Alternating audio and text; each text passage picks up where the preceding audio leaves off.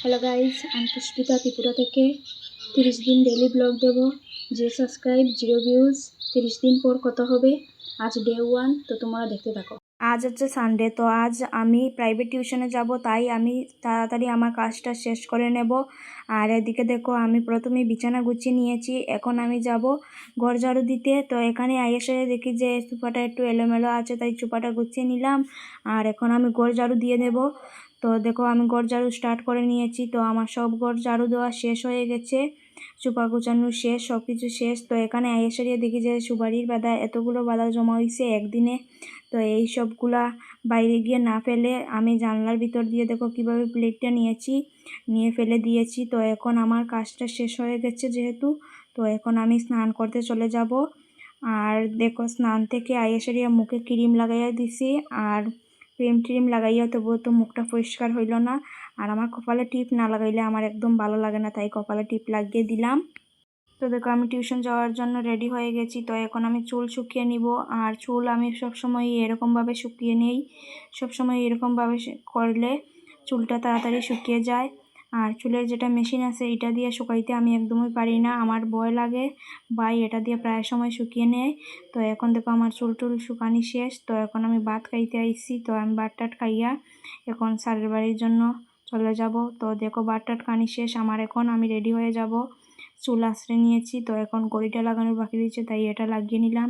আর ঘড়িটা যেন একটু কি হচ্ছে, টাইট হয়ে যাচ্ছে, তো একটু দেখো জুর টুর লাগিয়ে তো এটা ঠিক করে নিলাম। তো লেগে গেল এটা। তো এখন আমি স্যারের বাড়ির জন্য চলে যাব। আর এদিকে দেখো, আমি বাইরেই পড়ছি বাড়ি থেকে।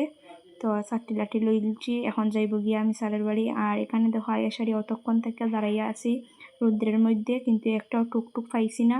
তো অনেকক্ষণ দাঁড়ানোর পর একটা টুকটুক পাইছি, তো এখন চলে যাচ্ছি। আর দেখো, স্যারের বাড়ি থেকে বাইরে গেছি এখন। তো বাইরে বাড়িতে এসারিয়া হাত পা ধইয়া মুখ টুক ধইয়া তো এখন একটু খাইতে যাইমু। তো খাইয়া দাইয়া এখন একটু পুকুর পাড়ে আইছি। তো পুকুর পাড়ে আইয়া সারিয়া ওই দেখি একটা সফরি গাছ আছে, তো সফরি গাছে সফরি আসেনি। তো অনেকক্ষণ খোঁজাখুঁজির পর দেখতে পাইলাম যে একটা ছোট্ট দুইটা সফরি। তো অনেকটা ছোট্ট ছোট্ট সফরি আছে, বড় একটাও নাই, আর খাইবার মতন একটাও নাই। তো অনেকটা ছোট্ট ছোট্ট আছে। তো তোমরা দেখো, এই যে রয়েছে দুইটা, আর আরও আছে গাছও। আমরা অনেকটা গাছ আছে, তবে ধরে না, আর যে কয়েকটা ধরে কাঠবিড়ালি আইয়া লইয়া যায় গিয়া সফরিটি আমরা দেখার আগেই। তো দেখো, অনেকটাই ধরছে ছোট্ট ছোট্ট।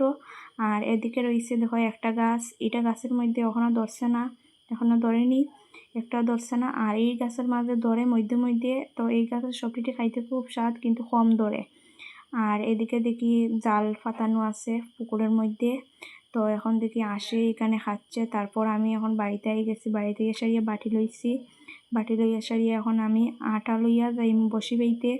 তো দেখো, এখন আমি আটা লইলি, আর তো আটা লইয়া আমি আটা মাখাইতাম না, আমি মারে দিয়া মাখাইমু, কারণ আমার হাতে লাগি যাইব, তো অসুবিধা হইব, মোবাইল ধরতে পারতাম না এই কারণে। তো দেখো, এখন আমি মারে দিয়া মাখাইয়ার।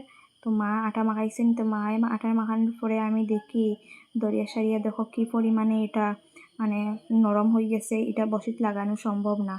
তো একটু পরে আইসারিয়া আবার মাখাইয়া ঠিক করিয়া দিছইন। তো এখন দেখো বসিত লাগাইয়া সারিয়া এখন বসিটা ফাটাইয়া দেখমু মাছ ধরতে পারি কি না। তো দেখো, বসিটা এখন ফাটাইয়া নিছি। তো অনেকক্ষণ বসার পর মাছ একটাও ধরতে পারিনি। দেখো, মাছ আইসে বসিত, কিন্তু একটাও ধরতে পারিনি। তারপর আর আমার ভালো লাগছে না বইতে বইতে, তারপরে আমি চলে গেলাম। দেখছি যে সন্ধ্যা হয়ে যাচ্ছে, আর মাছও একটি পাইনি। তো এখন কাপড় এখানে রোদের মধ্যে দেওয়া আছে কয়েকটা কাপড়, তো এই কাপড়গুলো নিয়ে এখন আমি চলে যাব বাড়িতে। তো দেখো, আমি একের পর একটা কাপড় নিয়ে যাচ্ছি। তো তারপর কাপড়গুলো নিয়ে আমি বাড়িতে এসে গেলাম।